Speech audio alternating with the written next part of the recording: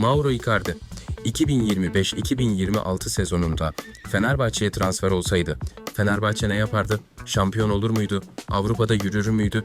Yoksa bu hikaye daha sezon ortasında patlar mıydı? Bugün FC 26'da futbolun alternatif evrenine giriyoruz. Ve bu kez senaryomuz gerçekten olay, Icardi Fenerbahçe'de. Hem de takımın birinci forveti olarak sezona başlıyor.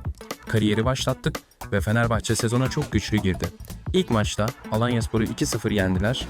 Ardından Göztepe 2-0, Kocaelispor 3-1. Gençler Birliği ise 2-1 mağlup edildi. Yani Icardi'li Fenerbahçe sezona çok net bir mesaj verdi. Fenerbahçe, Trabzonspor'a 2-1 kaybetti ve sezonun ilk ciddi tökezlemesini yaşadı. Fakat bu yenilgiden sonra takım hemen toparlandı. Kasımpaşa, Antalyaspor, Samsunspor, Karagümrük, Gaziantep, Beşiktaş, Kayserispor ve Rizespor maçlarından önemli galibiyetler geldi. Avrupa Ligi'nde ise başlangıç biraz daha dengeliydi. Baselliler 2-2, Aston Villa ile 1-1 berabere kaldılar. Ama sonra işler değişti. Bran'ı 3-1 yendiler, Ferencvaros'u 4-1 geçtiler. Viktoria Pilsen'i 2-1 mağlup ettiler. Stuttgart'ı da 2-1 yenerek Avrupa'da yükselişe geçtiler. Hatta Stuttgart maçında Icardi maçın oyuncusu seçildi. İlk yarının en kritik maçı ise Galatasaray derbisiydi. Fenerbahçe kendi evinde Galatasaray'a 2-1 kaybetti. Bu mağlubiyet can sıktı. Ama genel tabloya baktığımızda Fenerbahçe hala zirvedeydi. Devre arasına gelindiğinde tablo şöyleydi. Fenerbahçe 45 puanla liderdi. Galatasaray 38 puanla ikinci sıradaydı. Beşiktaş ve Trabzonspor ise 34 puandaydı. Yani Icardi'nin gelişi Fenerbahçe'yi ilk yarının sonunda zirveye taşımıştı. İlk yarıyı toplamda 13 gol, 6 asist ve 7.82 ortalama reytingle kapattı. Çünkü Icardi Avrupa Ligi'nde o ana kadar sadece 2 gol atabilmişti. Derken ikinci yarı başladı. Ve Fenerbahçe bu kez kötü bir giriş yaptı. Alanyaspor'a 1-0 kaybettiler. Ama takım kısa sürede toparlandı. Nis'i 2-1 yendiler. Göztepe'yi 1-0 geçtiler. Kocaelispor'u 3-2 mağlup ettiler. Türkiye Kupası'nda Beşiktaş'ı 3-2 yenerek tur atladılar. Sonra ligde Trabzonspor'u 2-0, Kasımpaşa'yı ise 3-0 mağlup ederek yarışta güçlü kaldılar.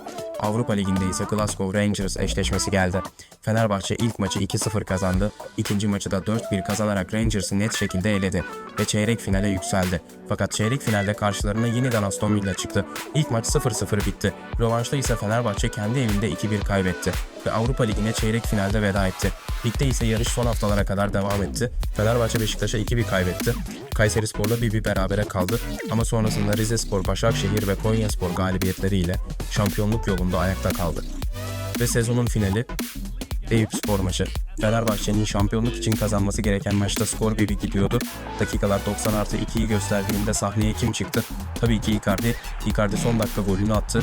Fenerbahçe Eyüpspor'u 2-1 yendi ve 81 puanla sezonu şampiyon tamamladı.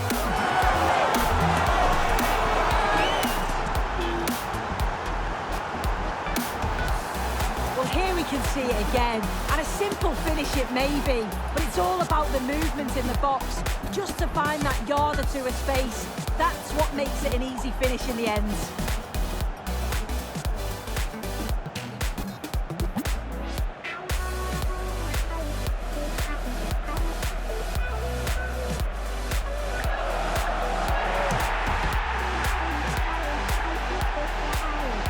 Yani bu alternatif evrende Icardi Fenerbahçe'ye gerçekten lig şampiyonluğunu getirdi ama hikaye mutlu bitmedi. Çünkü Türkiye Kupası finalinde rakip Galatasaray'dı. Fenerbahçe Icardi ile sahaya çıktı ama Galatasaray maçı 3-0 kazandı. Finalin sonunda Icardi üzgündü. Kupayı ise Galatasaray kaldırıyordu.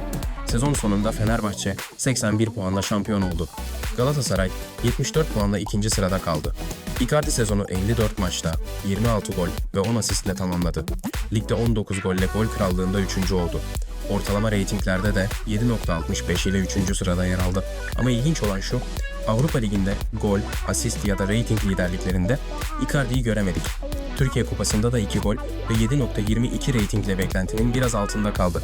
Icardi Fenerbahçe'ye gelseydi bu kariyerde Fenerbahçe ligi kazanıyordu. Hatta şampiyonluk golünü de son dakikada Icardi atıyordu. Ama Avrupa'da çeyrek finalde veda ediyordu. Türkiye Kupası finalinde ise Galatasaray'a 3-0 kaybediyordu. Kısacası Icardi Fenerbahçe'ye ligi getirdi. Ama Galatasaray'da hikayeden tamamen çıkmadı. Sezonun son büyük tokadını yine onlar attı. Peki sizce gerçek hayatta böyle bir senaryo yaşansa ne olurdu? Icardi Fenerbahçe'de şampiyonluk getirir miydi? Yoksa bu iş daha sezon başında kaosa mı dönerdi? Yorumlarda tartışalım. Bir sonraki simülasyonda görüşürüz. And a simple finish it may be, but it's all about the movement in the box, just to find that yard or two of space. That's what makes it an easy finish in the end.